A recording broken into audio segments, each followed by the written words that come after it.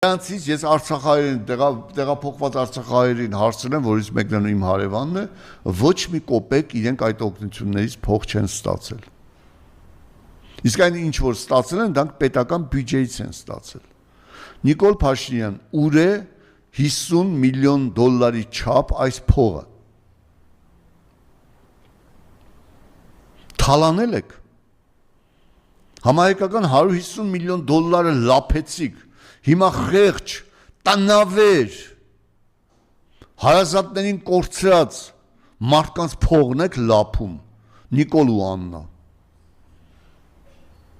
Դուք եղծ աղանդոցի շներ եք,